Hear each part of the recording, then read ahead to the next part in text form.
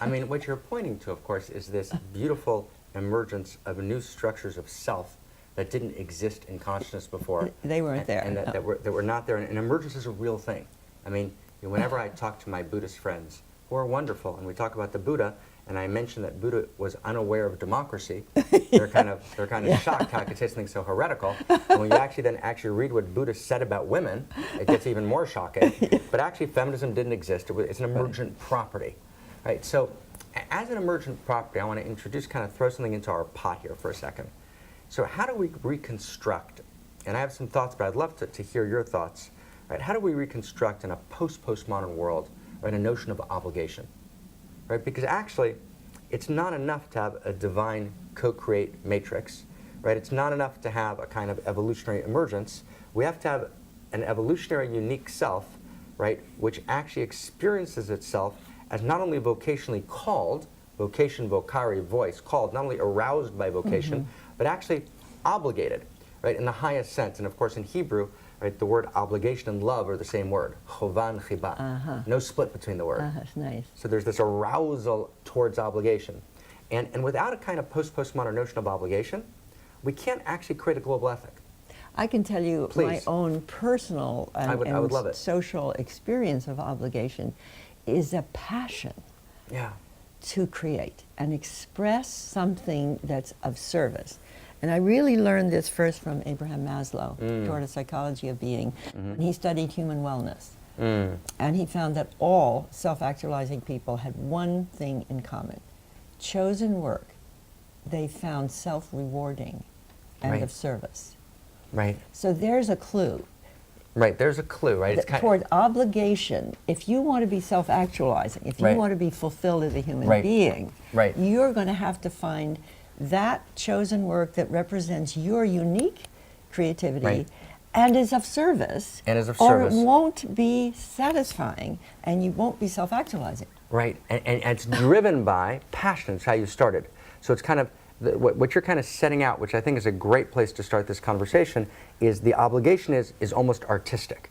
It's the artist's passion to give his or her it's unique like a creative act. That's right. It's the obligation of of creation that wells out of us, that actually moved the unmanifest to become manifest, that moved nothing to become something. It's the original impulse towards creativity awake and alive in us. It's a huge force, and if you don't say yes to it when you feel it, which a lot of people don't recognize it, and so they will get depressed. Right.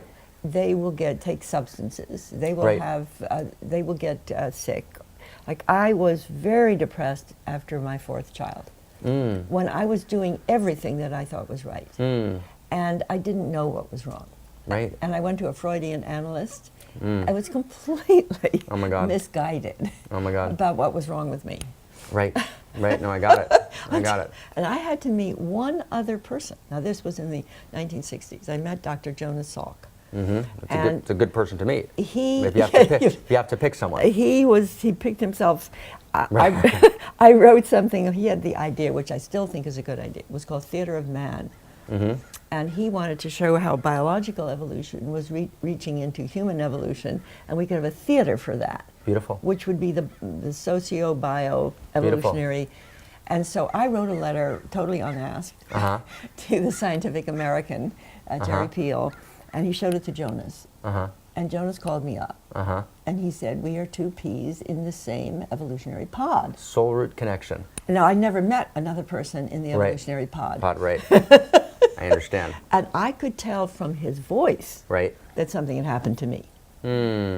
And he said, "You stated my vision better than I did. Can I take you for lunch?" So he came to my home in the Berkshires. But from the moment I heard his voice, I was changed.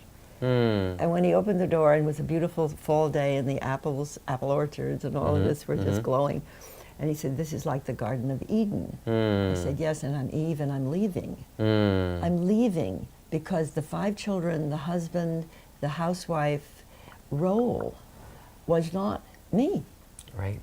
So I had to get that divorce and take 5 children to Washington and do all kinds of things in the 70s. But that was the impulse. Right. Right. And it can make you so miserable. Right. If you're not saying yes to it. If you're not saying yes. I mean, beautiful, poignant story, and what a story. And by the way, the Berkshires is where I grew up. Really? In Pittsfield, Massachusetts. Uh-huh.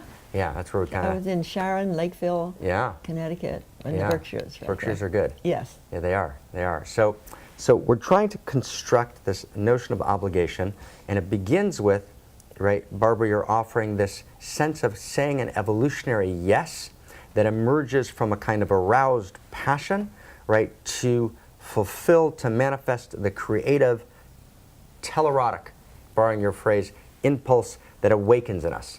Towards service. Towards serving something. Towards service. You can't do it if you're not serving Towards anything. service. Towards service. Yeah. Right. So it's got to be obligation self-transcending. in that sense. Self-transcending.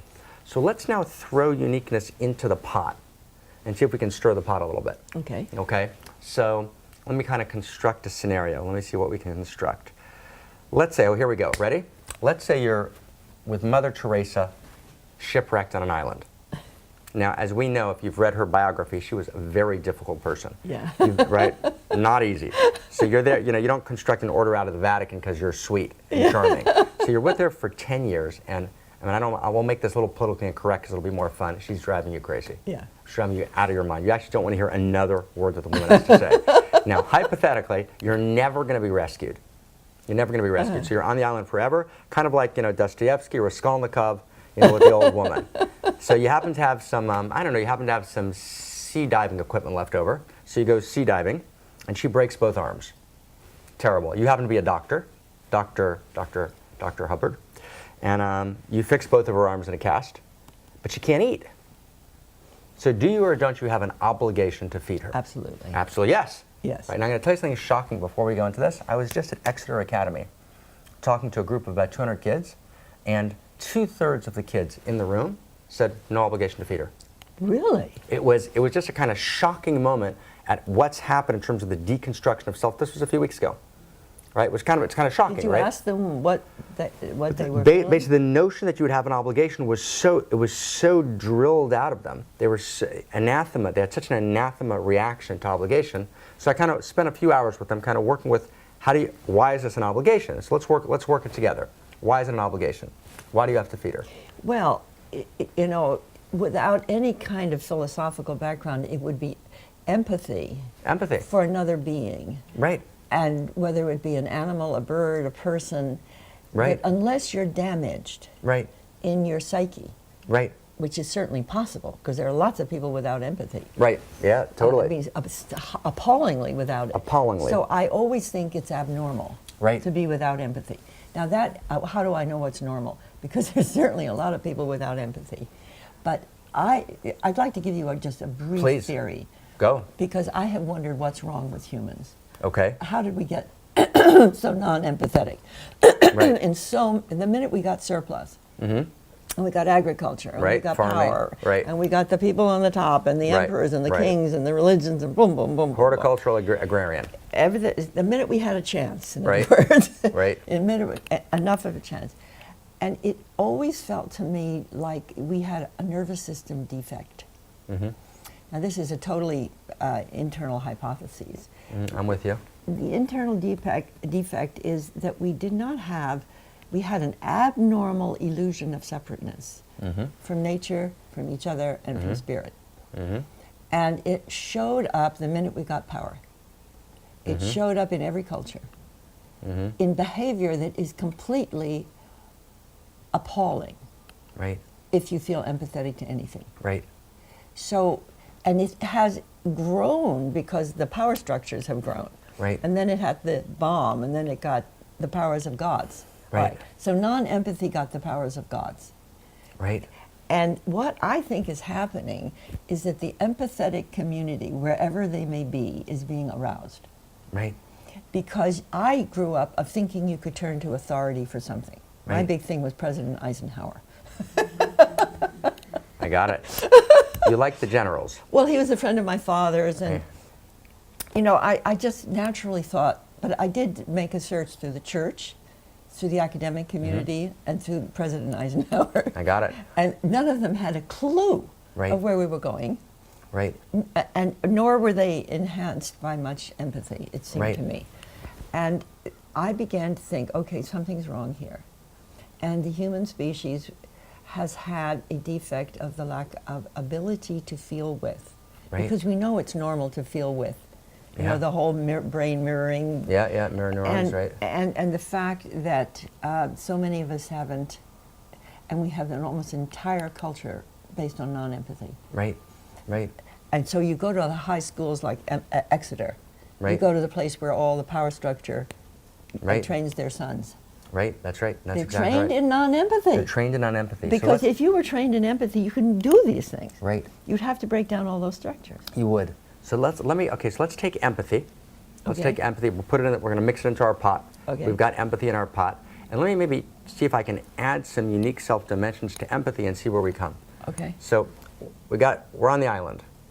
She's hungry. Oh, we're back to the island. We're back to the island. I forgot. You want to leave I her by forgot herself? the You want to island. leave her by I herself? left her. I know. Non-empathetic. I know, Barbara. I totally forgot. We're going to go find her. Really sorry. Okay. Okay. Mother Teresa, me and Barbara are back. Okay. So why are we obligated to feed her? So you introduced empathy, and we kind of did a little bit of a bracket, a beautiful bracket And I on feel empathy. horrible if I didn't. I understand. Believe me. Believe me. We are empathetic. So there's a need. There's a real need, and you know there's a need because you can empathize. You identify the need through empathy. So there's a need. 1. 2. It's a legitimate need. It's the need to eat. 3 is you recognize the need. 4, you have the capacity to meet the need. And 5, you're the only person in the entire world that ever was, is, or will be who has the capacity to meet that need. Yes. So that's a 5-fold doctrine of love obligation that actually, right, rests on the realization of unique self. Boy, I was just getting that point. Right? Isn't that wild? It is. It's beautifully put. It's beautiful, right?